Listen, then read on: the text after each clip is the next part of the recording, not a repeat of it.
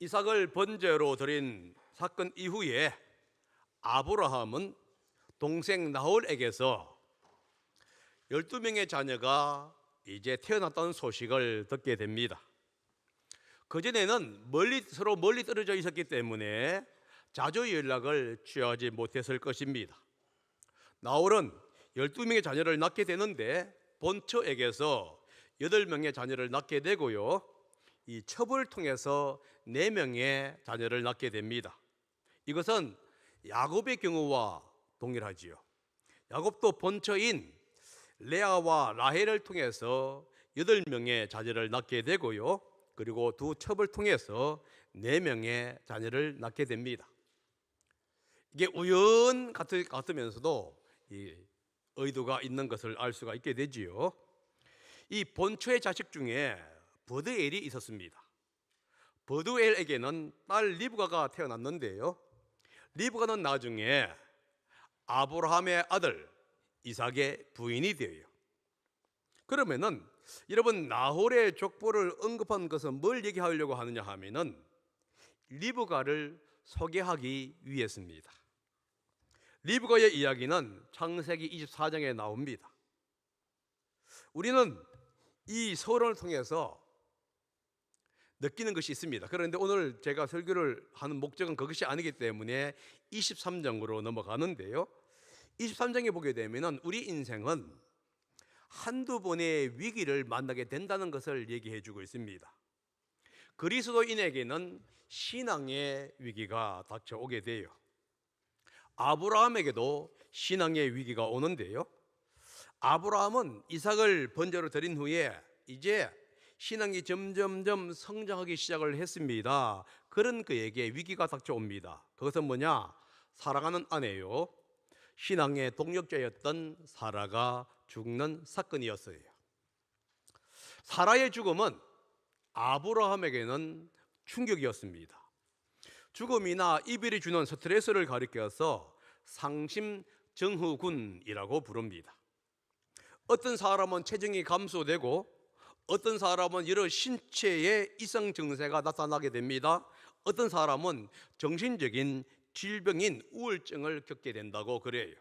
그래서 하고 있는 일에 집중이 되지 않고 밥을 먹기 힘들고 잠도 오지 않는 시간을 보내는 것이 뭐냐? 죽음이나 아니면 이별이 주는 스트레스의 하나의 형상이다 하는 겁니다. 특별히 사랑하는 사람의 죽음은 그 어떤 것보다도 더 큰 정신적, 육체적 충격을 주게 되어 있습니다. 사라는 이 아브라함이 신앙의 여정을 시작할 때에 옆에서 든든히 버팀목이 되어준 장본인이었습니다. 아브라함이 믿음이 좋을 때도 있었고 그의 믿음이 낭떠러지로 떨어질 때도 있었지만은 그녀는 남편 옆에 묵묵히 있어 주었습니다. 자기를 동생이라고 속여서 바로 왕에게 또 아비멜렉에게 첩으로 주었을 때에도 이 사라는 아브라함을 믿고 격려해 주었던 인물이지요. 사랑하는 아들 이삭을 바쳤을 때에도 마음은 아프고 힘들었지만은 아브라함 옆에서 자리를 지켜 주었습니다. 이렇게 든든한 믿음의 동력자요, 함께 수많은 인생을 살아왔던 산증인이 사라였습니다. 그런데 이 사라가 127세로 눈을 감게 됩니다. 2절입니다. 한번 읽어보십시다. 시작. 비릇 아르바 곧 헤브론에서 눈을 감았다. 아브라함이 가서 사라를 생각하면서 곡을하며 울었다. 사라의 죽음이 아브라함에게는 얼마나 슬펐고 고통스러웠는지를 지금 이 구절이 얘기해 주고 있는 거예요. 자신을 묵묵히 지켜준 아내를 생각하면서 아브라함은 통곡을 하며 슬퍼하였습니다. 여러분, 보통 이 남편들이 아내가 죽으면 속으로 통곡을 하지 바깥으로 드러내는 일은 잘 하지 않아요. 그것은 한국도 마찬가지입니다. 그런데 이스라엘도 이것은 지금요, 이 아브라함이 죽으면 예수님 탄생하기 전 2000년 전의 이야기입니다. 지금으로 말하면 4,000년 전이었습니다. 그럴 때는 아마 더했을 것입니다. 그런데 성경은 뭐라고 하고 있냐 하면은 아브라함이 통곡을 하며 울었다. 자신을 사랑해주고 지지해주는 사람의 부재가 그에게는 더 큰 실망과 좌절감으로 다가왔다라고 하는 것이에요. 저는 여러 목사님들의 사역 가운데 이런 현상들을 많이 봤습니다. 사모님들을 먼저 떠나보낸 후에 사역에 어려움을 겪는 모습들을 지켜보았는데요, 그동안에 지지해주고 지탱해준 이 신앙 동력자의 부재가 사역자에게는 큰 충격으로 다가오지요. 그래서 정상인이라고 한다면은 할 수 없는 잘못된 결정들을 종종 내리는 것을 보았어요. 성도 여러분, 여러분의 옆에 있는 아내와 남편 함께 해줘서 고맙다고 여러분들 표현하시기 바랍니다.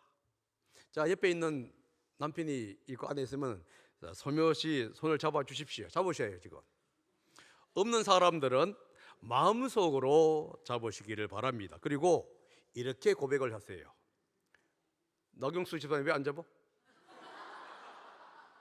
최명렬 집사님은 뭐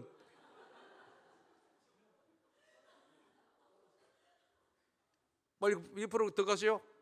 자, 나와 함께 있어 주어서 고맙습니다 라고 인사하시기 바랍니다. 시작. 다음부터 김재임 집사님 거기 앉지 마시고 반드시 아내 옆으로 가시길 바랍니다. 우리 김성근 집사님도 항상 따로 있는데 다음부터는 저쪽을 가든지 옮겨서 하셔야 되고, 우리 박영수 집사님도 마찬가지예요. 이거 보니까 여기 박영수, 나경수, 김재현 상당히 불순한 것 같아. 여러분들 조심하셔야 합니다. 이 사라의 죽음이 아브라함에게는 신앙의 위기로 찾아온 거예요. 이 아브라함처럼 우리도 다양한 모습으로 위기가 찾아올 수 있다는 것을 얘기해 줍니다. 죽음과 같은 갑작스러운 헤어짐, 이별이 신앙의 위기를 초래하기도 하고요, 사업의 부진이나 건강의 적신호가 신앙의 위기를 가져올 수도 있습니다. 믿는 사람의 배신이나 신앙 같지 않은 삶의 모습을 보면서 신앙의 위기가 올 수도 있고요, 내가 이루어 놓은 것이 없다고 하는 그 마음이 신앙의 위기를 가지고 올 수도 있습니다. 그리고 다른 사람과의 비교, 성도들의 무분별한 말 한마디가 신앙의 위기를 가져올 수도 있지요. 신앙의 위기가 왔을 때에 어떻게 해야 할까 하는 겁니다. 아브라함은 어떻게 이 위기를 극복했는가? 3절부터 18절까지가 그 얘기를 하고 있는데요, 아브라함은 이 위기를 믿음의 결정을 통해서 극복합니다. 아브라함은 햇사람에게 갑니다. 그리고 4절에 이렇게 얘기하죠. 한번 읽어봅니다. 시작. 나는 여러분 가운데 떠들고 있었습니다. 죽은 나의 아내를 물으려고 하는데 무덤으로 쓸 땅을 여러분에게서 좀 살 수 있게 해 주시기 바랍니다. 지금 아브라함은 자신을 뭐라고 얘기하고 있냐면은 나그네요 떠돌이 인생이다 라고 표현하고 있어요. 나그네요 떠돌이 인생이라는 말의 의미 속에 뭐가 포함되어 있냐면은 나는 아직 가나안 땅에서 가나안 땅을 소유하지 못했다 하는 의미가 있습니다.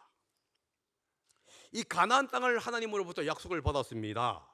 그러나 그 땅은 아직 아브라함의 소유가 아니었다 하는 거예요. 아브라함은 이 약속의 땅 가나안 땅에서 단지 나그네요 떠돌이 인생을 살아왔을 뿐이었다 하는 거예요. 아브라함은 이 아내가 죽자 아내의 장사할 땅을 구입하고 싶다는 말을 지금 얘기하고 있는 거예요. 고대나 지금이나 사람이 죽으면은 자기의 고향으로 가서 장사를 하려고 하는 경향이 있습니다.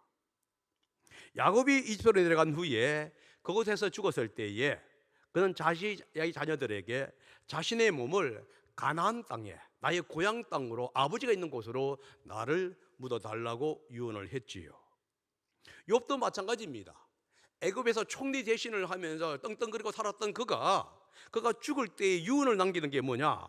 비록 내 몸은 지금은 이집트에 장사하지만은 하나님이 너희들을 가나안 땅으로 보낼 때 반드시 나의 뼈를 가지고 가서 가나안 땅에 물어달라라고 얘기합니다.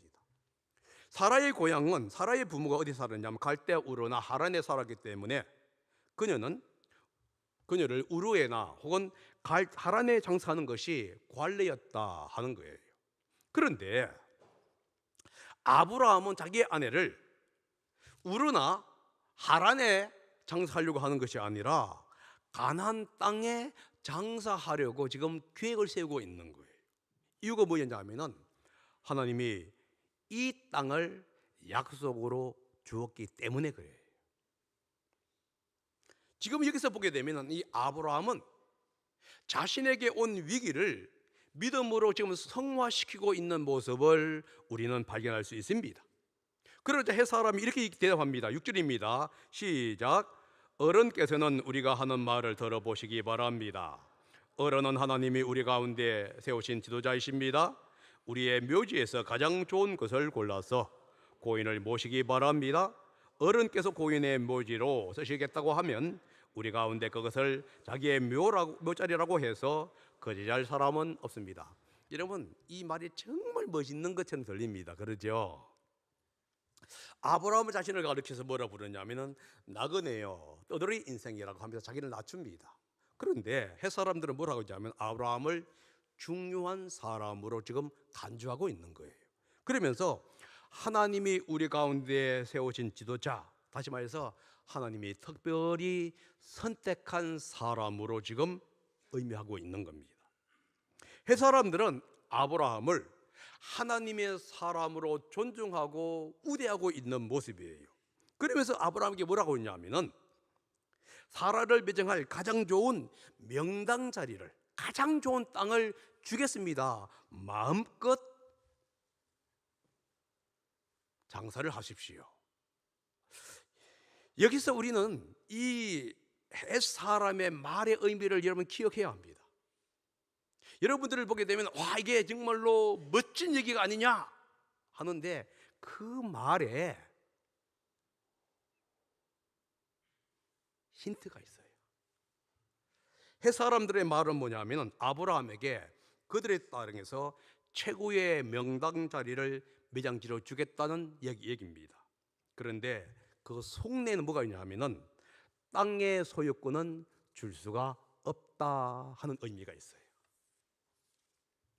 아브라함은 자신이나 자손이 이 약속의 땅에서 뿌리를 내리기 위해서는 뭐가 필요하냐면 소유권이 필요한 거예요. 그래서 내가 구입하겠다고 얘기를 한 겁니다.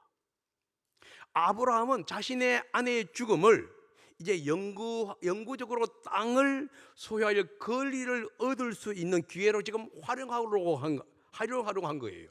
그런데 햇사람들은 뭐라 했느냐? 가장 좋은 자리를 주겠습니다. 그러나 땅의 소유권은 허용할 수가 없습니다 라는 의미입니다. 고대에는 적법하면서도 충분한 대가를 지불하지 않고 땅의 소유권을 얻을 수가 없었다고 그래요. 공짜로 받은 땅의 소유권은 원주인에게 있습니다. 그래서 원주인이 원하면요 언제든지 그 땅을 원주인에게로 돌아가게 해야만 하는 거예요. 햇사람의 말은 어떤 의미냐 하면은 아브라함 당신은 하나님의 위대한 사람입니다. 그러므로 당신은 가장 좋은 땅에 매장할 수 있는, 당신의 아내를 가장 좋은 땅에 매장할 수 있는 권리가 있습니다. 그러나 그 소유권은 우리 햇사람에게만 있어야 합니다 하는 의미가 들어가 있는 것이에요. 아브라함은 햇사람이 자신을 하나님의 택한 사람으로 인정하면서도 땅의 소유권을 이제 줄 수 없다고 이야기를 하자 한 발자국 더 앞으로 나아갑니다. 마을의 어른이나 유지들을 찾아가면서 큰절을 하면서 부탁을 하고 있는 거예요. 이 에브론에게 가서 얘기를 하십시오. 막벨라 굴과 그 밭을 내가 사기를 원하는데 옆에서 살 수 있도록 좀 협조해 주세요. 제가 땅값은 섭섭하지 않게 시세보다도 넉넉하게 쳐주겠습니다 라고 얘기합니다. 이게 보게 되면 넉넉하게 쳐서 주겠다라는 말이 있지요. 이 말의 의미는 뭐냐면 매매를 물을 수 없을 정도로 충분한 돈, 시세보다도 몇 배의 값을 내가 지불하겠습니다 하는 의미가 있어요. 이때 이 말을 들은 땅의 주인인 이 에브론은 마을 유지들과 사람들이 듣는 데서 아브라함에게 이렇게 예합니다. 11절입니다. 시작. 그러실 필요가 없습니다. 제가 드리는 말씀을 들어보시기 바랍니다.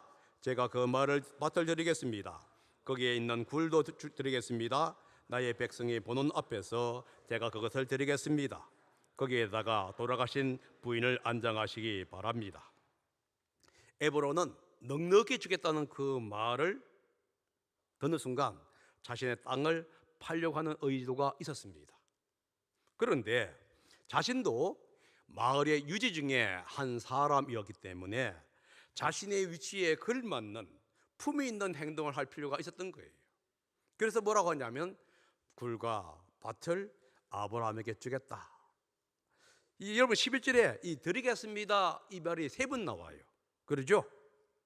맨 처음에는 그럴 수 없습니다 하고 강하게 부정하면서 뭐라 하냐면 그 밭을 드리겠습니다. 굴도 드리겠습니다. 제가 그것을 드리겠습니다 라고 얘기합니다. 이 드리겠다는 얘기가 공짜로 드리겠다는 의미보다는 아브라함이 넉넉하게 돈을 주겠다는 그 말에 지금 상당히 솔깃해 있는 모습이지요. 이 에브론이 팔려고 하는 의지가 있음을 발견한 아브라함은 에브론에게 이렇게 얘기합니다.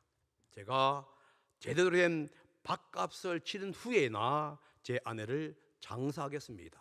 만약에 제가 밭값을 치르지 않는다면 장사할 수가 없습니다 라고 얘기합니다. 그러자 에브론이 막벨라 굴과 땅의 가격으로 은 400세겔을 요구하지요. 19절입니다. 15절입니다. 읽어봅니다. 시작.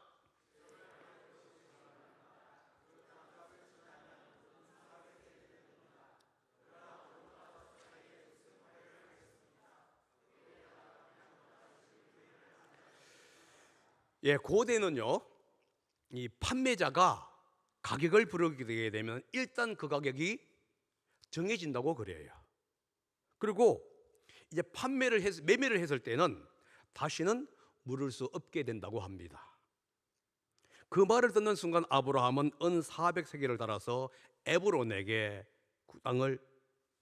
돈을 주고 구입을 해요. 17절 18절에 이렇게 되어 있습니다.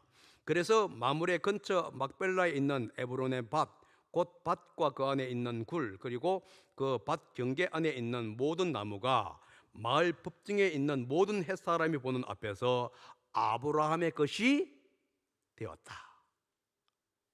누구의 것이 되었다고요? 아브라함의 것이 되었다. 돈을 지불함으로 말미암아 비로소 막벨라 굴과 그 주위에 있는 밭이 아브라함의 합법적인 소유가 된 것이에요.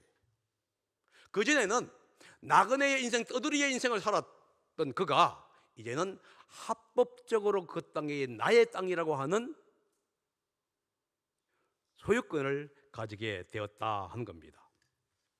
여기서 여러분 은 400세겔은 작은 금액이 아니에요. 거의 1000년이 지난 후에 다윗이 아리우나에게 성전을 지을 장소를 구입할 때 지출한 금액이 은 50세겔입니다. 혹시 여러분이 이제 TV를 통해서라든가 비디오를 통해서 예루살렘에 있는 성전을 보시기를 바랍니다. 그 성전이 바로 산 땅이 있는데요. 그 땅이 성전만 있는 게 아니라 주위에 땅이 있습니다. 이게 엄청나게 큰 땅이에요. 그런데 얼마요? 은 50세겔. 아브라함으로부터 약 1500년에서 1600년 지난 후에 예레미야 선지자가 숙부의 아들 하나멜에게 아나돗에 있는 밭을 사는데 은 17세겔이 주었어요. 몇 년 후에요? 1500, 1600년 후에. 그렇다고 한다면은 아브라함이 막벨라 굴과 그 주위에 있는 밭을 구입하기 위해 지출한 은 400건 얼마냐? 엄청나게 큰 가격이에요. 만약에 이 다윗이 산 것만 산 그 가격으로 산다 할지라도 8배가 됩니다. 그런데 1000년 전에 8배예요. 그러니까 완전히 뭐 알죠? 이건 완전히 이건 그냥 덤탱이를 쓴 것입니다. 그런데 아브라함이 돈을 지불하고 샀단 말이에요. 여러분, 왜 아브라함이 시세보다도 훨씬 높은 가격으로 그 땅을 구입했느냐 하는 것이 여러분 중요합니다. 합법적인 소유권을 얻기 위해서라는 것이에요. 하나님은 아브라함에게 가나안 땅을 후손에게 주겠다고 했습니다. 그러나 아브라함은 가나안 땅에서 나그네의 인생을 살게 되었던 거예요. 그 땅에 대한 소유권, 아브라함은 가질 수가 없었습니다. 그래서 이것저것으로 그는 돌아다니면서 떠돌이의 인생을 살게 된 거예요. 하지만 그가 이삭을 드린 후부터 확실한 믿음을 가지게 되었습니다. 그러면서 하나님이 약속한 가나안 땅에 대한 이 합법적인 소유를 자기는 비록 떠돌이 생활을 했다 할지라도 자기 후손에게는 물려줘야 한다는 그는 믿음을 갖게 된 것이에요. 그래서 그는 과다한 금액을 지불하는 것을 마다하지 아니하고 시세보다도 훨씬 높은 가격으로 땅을 구입한 거예요. 아브라함은 신앙의 위기를요, 이렇게 합법적인 소유권을 가지는 것으로 가지는 믿음으로 극복하고 있는 모습을 우리는 볼 수 있습니다. 믿음을 결정하기 위해서는 엄청난 손해를 감수할 수 있을 때가 있다는 사실을 지금 얘기해 주고 있는 거예요. 아브라함이 그랬습니다. 그렇다면 우리에게도 신앙의 위기가 오게 되고요, 그 신앙의 위기를 극복하기 위해서 우리는 엄청난 대가를 지불해야 할 때가 있다는 사실을 여러분 기억하셔야만 돼요. 그 대가가 얼마나 엄청나게 클 수도 있고요, 그 더 큰 고통이 여러분에게 다가올 수도 있다는 사실을 기억해야만 합니다. 그러나 그 위기 앞에서 좌절하지 아니하고 한 걸음 더 나아가는 제가 되고 우리 성도들이 되시기를 예수님의 이름으로 축복합니다. 아브라함은 하나님의 약속을 붙잡고 그 약속이 나의 것이 되도록 믿음의 결정을 하였습니다. 그러면 그 결과가 무엇이었느냐 하는 거예요. 19절에서 20절이 그 결과에 대해서 이야기를 합니다. 한번 읽어봅니다. 시작. 그렇게 하고 나서 비로소 아브라함은 자기 아내 사라를 가나안 땅 마므네 근처 곧 헤브론에 있는 막벨라 밭굴에 안장하였다. 이렇게 하여 헷 사람들은 그 밭과 거기에 있는 굴 묘지를 아브라함의 소유로 넘겨주었다. 가나안 땅의 합법적인 소유권이 지금 헷 사람에게서 아브라함에게도 넘어갑니다.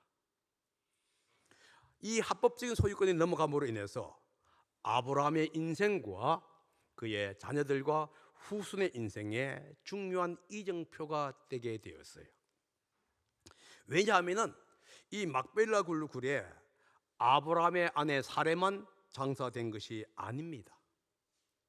나중에 아브라함도 죽어서 이곳에 장사되고요, 아브라함의 아들이 죽었을 때도 이곳에 안장이 돼요. 35장에 얘기합니다. 그리고 손자 야곱도 이곳에 안장이 됩니다. 이게 창세기 49장에 나오는 얘기예요.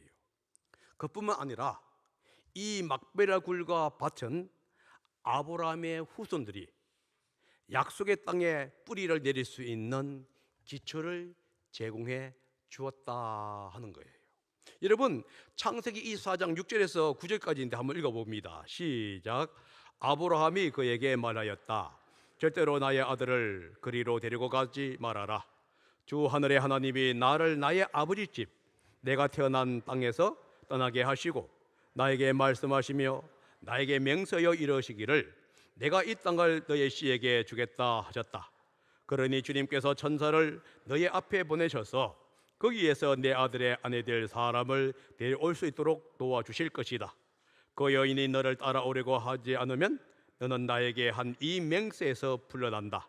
다만 나의 아들을 그리로 데리고 가지만은 말아라. 그래서 그 종은 손을 주인이 아브라함의 다리 사이에 넣고 이 일을 두고 그에게 맹세하였다. 이게 무슨 얘기죠? 아브라함이 아들 이삭을 장가 보내기 위해서 자기 종에게 하란으로 보내는 이야기입니다. 그런데 이렇게 얘기합니다. 며느리가 될 사람이 가나안 땅에 오겠다고 하면 데리고 오되 절대로 나의 아들을 하란으로 데려가서는 안 된다라고 얘기하는 거예요. 이유가 무엇이지요? 가나안 땅은 하나님이 아브라함과 아브라함의 후손에게 주겠다고 약속한 땅이었기 때문에 그렇다 하는 거예요. 그래서 뭐라고 하냐면은 오겠다고 한다면은 데리고 와라. 그러나 오지 않겠다고 한다면은 결혼 자체가 무효가 된다 하는 명령을 내리지요. 약속에 대한 확정, 그리고 합법적인 소유권을 가지게 되었기 때문에 나올 자신감 있게 할 수 있는 이야기였다 하는 거예요. 그런데 여러분, 여기서 끝나지 않습니다. 가나안 땅에 대한 합법적인 소유권은 이후 후손들에게 전해지게 됩니다. 그래서 후손들은 그 땅을 약속의 땅으로 합법적으로 주장할 수 있는 근거가 되었어요. 이스라엘 백성들이 가나안 땅을 약속의 땅으로 간주하게 된 배경에는 뭐가 있죠? 하나님의 약속이 있습니다. 그러나 또 하나가 뭐가 있냐면 아브라함이 막대한 돈을 지불하고 그 땅을 사게 되었다 하는 거예요. 여러분, 이스라엘 백성들이 가나안 땅에 사는 것보다 이집트에서 사는 것이 훨씬 나을 수 있었습니다. 왜냐하면 가나안 땅은 척박한 땅이었고요, 이집트는 정말로 물이 풍부한 땅이었습니다.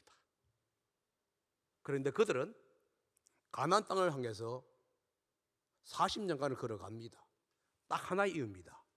약속의 땅이라는 것이에요. 그들이 풍부하게 살 수 있었습니다. 이집트와 협조를 한다고 하면은 잘 살 수도 있었습니다. 그러나 잘 사는 것을 그들은 접어주고 척박한 땅, 가나안 땅으로 갔다는 거예요. 광야와 같은 땅, 메마른 땅으로 갔던 겁니다. 하나입니다. 이유가 뭐였느냐? 약속의 땅이었어요. 오늘도 마찬가지입니다. 이스라엘 사람들이 가나안 땅을 자신의 땅이라고 주장합니다. 그들은 다른 나라에서 잘 살고 있는데 가나안 땅으로 가려고 해요. 여러분, 가나안 땅에 가보시기 바랍니다. 얼마나 척박한지 몰라요. 그런데 그렇게 할 수 있던 이유가 뭐지요? 아브라함의 믿음의 결정 때문이었어요. 사랑하는 여러분, 여기서 우리는 볼 수 있는 게 믿음의 결정에는 희생이 따를 수 있고요, 값비싼 대가를 치를 수 있다는 것을 얘기합니다. 그러나 그 결과는 뭐냐? 여러분과 여러분 자녀에게 엄청난 축복으로 다가온다는 것을 지금 얘기해 주고 있어요. 우리 인생에서 신앙의 위기는 옵니다. 그 위기를 어떻게 극복하느냐에 따라서 믿음이 한층 더 나아갈 수도 있고 믿음의 퇴보가 일어나고 넘어지고 쓰러질 수도 있다는 겁니다. 삶의 무게에 짓눌려서 주님보다는 이 세상으로 나아갈 수도 있고, 삶의 무게를 무겁지만은 앞으로 전진하기 위해서 이 세상의 많은 것들을 포기할 수도 있다고 하는 거예요. 특별히 여러분 나이가 들어감에 따라서 여러분의 믿음이 더 좋아지기를 바랍니다. 여러분 더 많은 사람들을 포용할 수 있는 믿음의 용장들이 되기를 바랍니다. 그런데 믿음의 연륜이 커질 때마다 더욱더 작아지는 사람이 아니라 정말로 더 큰 믿음이 될 수 있는 것은 뭐냐? 여러분들이 위기가 오고 어려움이 왔을 때에 어떻게 그 위기를 반응하느냐에 따라서 여러분들이 큰 믿음의 용정이 되느냐 아니면 속 좁은 사람이 되느냐가 결정이 된다 하는 거예요. 아리스토텔레스는 이렇게 얘기합니다. 인내는 쓰지만은 열매는 달다. 성경은 이렇게 얘기합니다. 믿음의 결정은 쓰지만은 그 열매는 달다라고 말씀하고 있는 거예요. 아브라함처럼 위기를 믿음으로 극복하고 나아가던 우리 성도들이 되시기를 예수님의 이름으로 축복합니다. 기도하겠습니다. 사랑의 아버지 하나님 감사합니다. 오늘 창세기